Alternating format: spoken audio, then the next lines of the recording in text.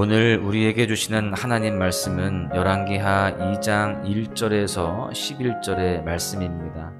여호와께서 회오리 바람으로 엘리야를 하늘로 올리고자 하실 때에 엘리야가 엘리사와 더불어 길갈에서 나가더니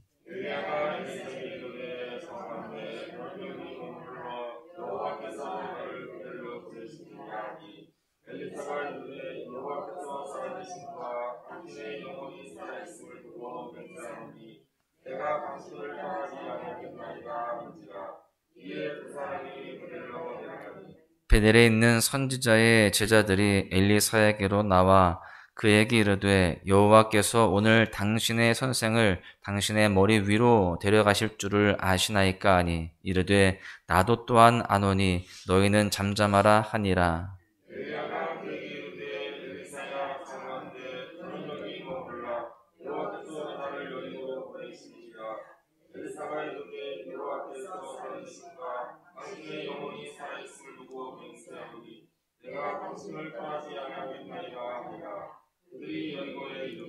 여리고에 있는 선지자들의 제자들이 엘리사에게 나와 이르되 여호와께서 오늘 당신의 선생을 당신의 머리 위로 데려가실 줄을 아시나이까 하니 엘리사가 이르되 나도 아노니 너희는 잠잠하라.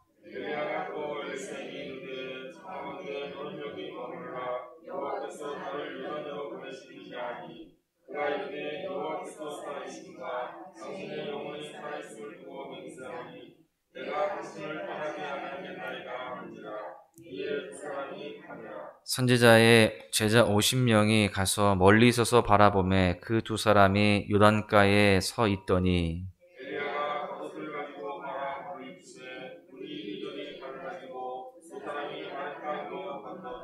건너매 엘리야가 엘리사에게 이르되 나를 내게서 데려감을 당하기 전에 내가 내게 어떻게 할지를 구하라. 엘리사가 이르되 당신의 성령이 하시는 역사가 갑절이나 내게 있게 하소서 하는지라.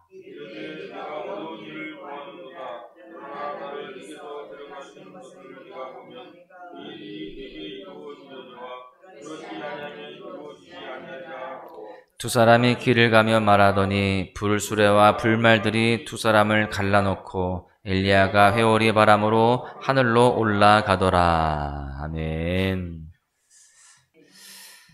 한 어머니가 아이의 손을 잡고 길을 가고 있었습니다.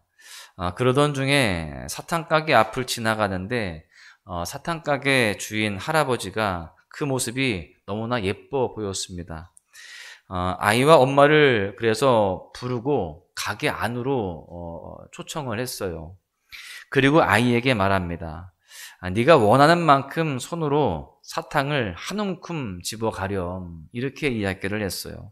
그런데 이 아이는 할아버지의 얼굴을 멀뚱멀뚱 쳐다만 보고 아무런 행동을 하지 않습니다. 그래서 할아버지는 다시 한번 말합니다. 네가 원하는 만큼 사탕을 집어가렴. 할아버지가 공짜로 줄게. 이렇게 이야기해요. 그래도 이 아이는 그냥 멀뚱멀뚱 쳐다만 보고 있고 아무 말도 하지 않고 행동을 취하지 않습니다. 이 보다 못한 할아버지가 자신의 손으로 사탕을 한 움큼 크게 쥐어서 아이에게 줬습니다. 그리고 나서 이 가게 앞을 나설 때에 그 엄마가 그 아이에게 이야기합니다. 너 할아버지의 말씀을 잘 못 들었니? 왜 아무런 행동도 하지 않고 서 있기만 했니? 라고 그렇게 말하니까 이 아이가 이렇게 이야기합니다. 엄마, 내 손보다 할아버지의 손이 더 크잖아요. 그래서 가만히 기다렸어요. 이렇게 이야기했다는 겁니다. 아이는 자기가 자기 손으로 사탕을 한 움큼 쥐는 것보다 할아버지 손이 훨씬 크다는 것을 알고 기다렸다라는 것입니다.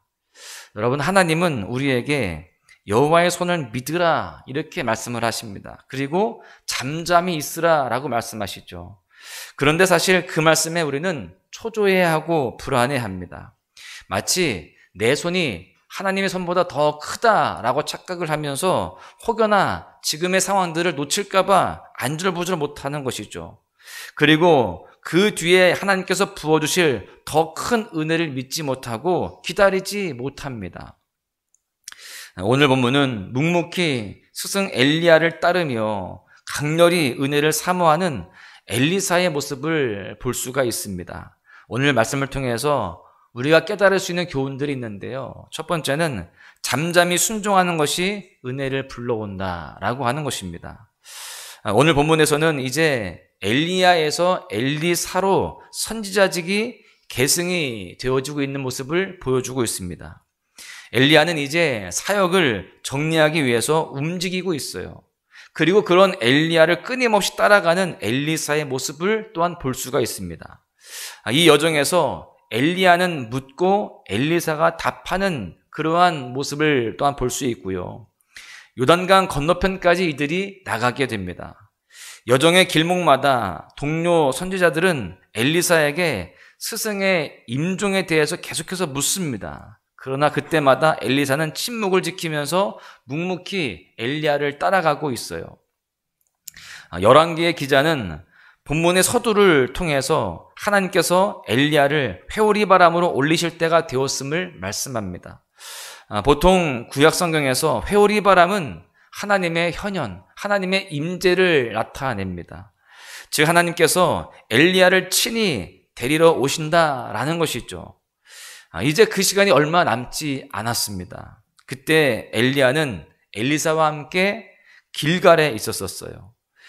그리고 우리는 여정마다 반복되는 구절을 오늘 말씀에서 발견하게 되는데요.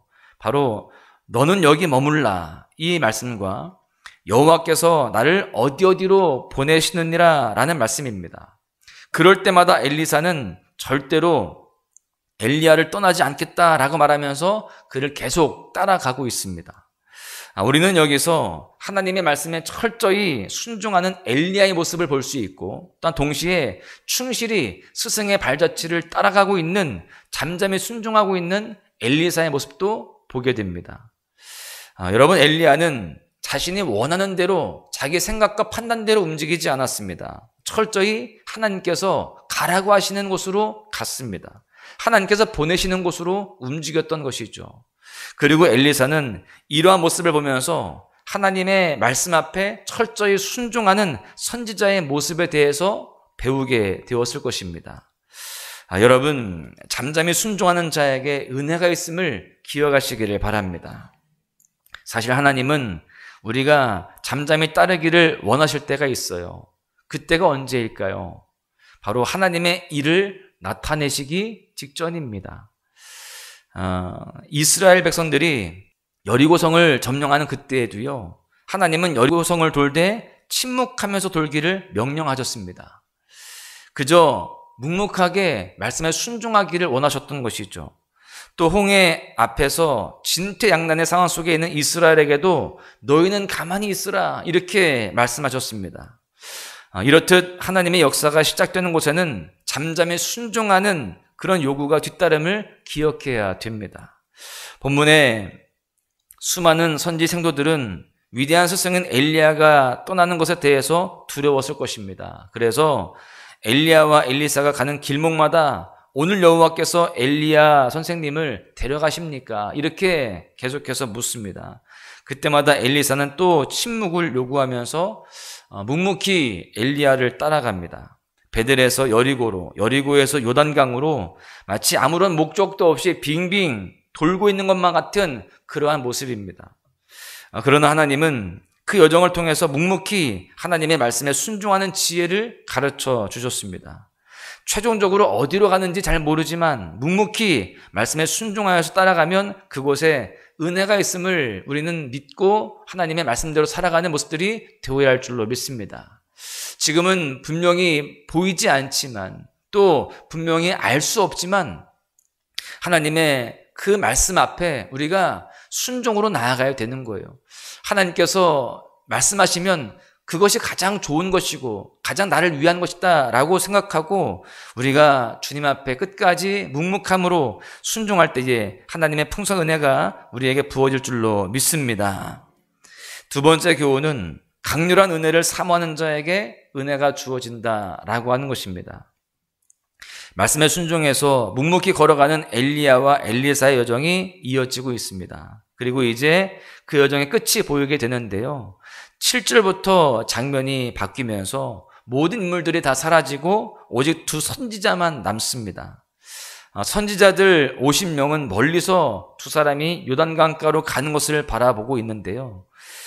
여기서 엘리야는 겉옷을 취하여서 요단강을 칩니다. 그때 물이 갈라지고 두 사람은 육지 위로 건너갔다라고 성경은 말씀합니다. 이 장면은 마치 출애굽 때 홍해가 갈라지는 장면을 연상하게 해요.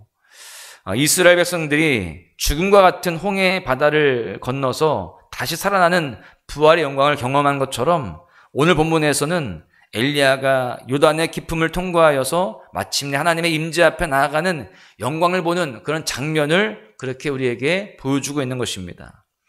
이제 헤어짐의 시간이 얼마 남지 않았습니다. 엘리야와 엘리사가 이제 헤어지게 되어지는데, 엘리야는 이렇게 묵묵하게 따라오는, 또 충성하는, 끝까지 사모하는 그 제자 엘리사에게 마지막 선물을 주고 싶었습니다. 그래서 엘리사에게 묻죠. 무엇을 원하느냐? 이러한 질문에 엘리사는 엘리야에게 이렇게 구합니다. 당신의 성령이 하시는 역사가 갑절이나 내게 있게 하소서. 그는 지금 자신의 영적인 아버지인 엘리야에게 선지자의 직분의 계승을 구하고 있습니다. 그러자 엘리야가 말합니다. 여호와께서 나를 데려가시는 일을 보게 된다면 내게 그 일이 이루어질 것이다. 그리고 엘리사는 그 예언대로 호련히 불수레와 불말들이 두 사람을 갈라놓고 엘리야가 회오리바람으로 하늘로 올라가는 것을 보게 됩니다. 그렇게 엘리사는 엘리야의 선지자직을 계승하는 은혜를 받게 돼요. 여러분, 하나님께서는요, 강렬한 은혜를 사모하는 자에게 큰 은혜를 부어주십니다. 엘리야는 엘리사에게 각 여정마다 너는 여기에 머물러라 이렇게 말합니다. 그런데 엘리야는 그렇게 그냥 가만히 있지 않고 강렬하게 엘리야를 따르면서 그 은혜를 사모합니다. 이것은 인간적인 욕심이 아니에요. 선지자로서 마땅히 성령의 은혜에 대해서 사모하는 영적인 욕심이었습니다. 오늘 우리에게도 이렇게 강렬한 은혜를 사모하는 영적인 욕심이 있어야 할 줄로 믿습니다. 성령의 임재하심을 구하는 자에게 성령의 능력이 임하게 되는 겁니다. 우리가 믿음의 사람으로서 이 땅을 살아갈 때에 가장 필요한 것은 내 안에 성령의 충만함입니다. 성령의 충만함이 있을 때에 성령께서 우리의 길을 가장 완전하고 선하게 이끄실 것입니다. 그래서 우리는 이렇게 매일매일 주님 앞에 나와서 성령의 충만함을 구하며 또 주님 앞에 간절히 사모함으로 나아가야 할 줄로 믿습니다.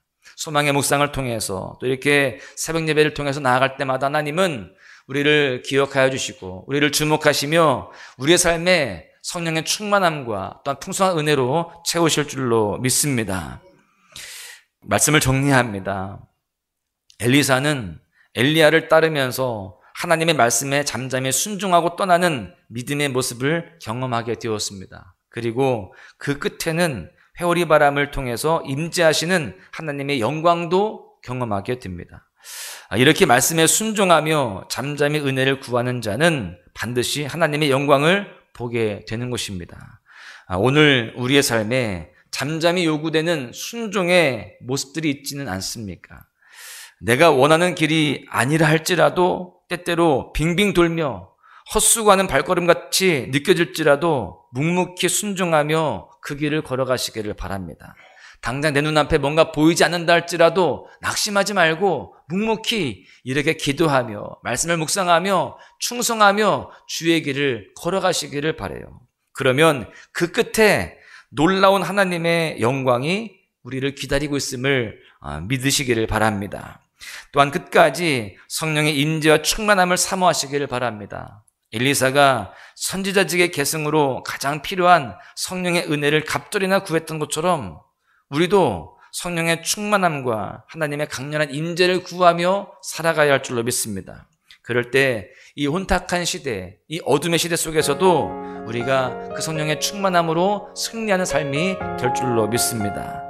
우리 모두가 그렇게 하나님의 은혜를 구하며 나아갈 때에 그 놀라운 복을 누리게 되어지고 하나님의 인도하심 속에 복된 삶을 살아가게 될 것입니다. 오늘 하루 우리 모두를 통해서 그 놀라운 성령의 은혜와 인도하심이 부어지는 귀한 역사가 있을 줄로 믿습니다.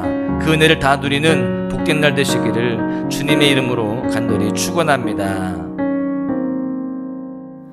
고단한 인생길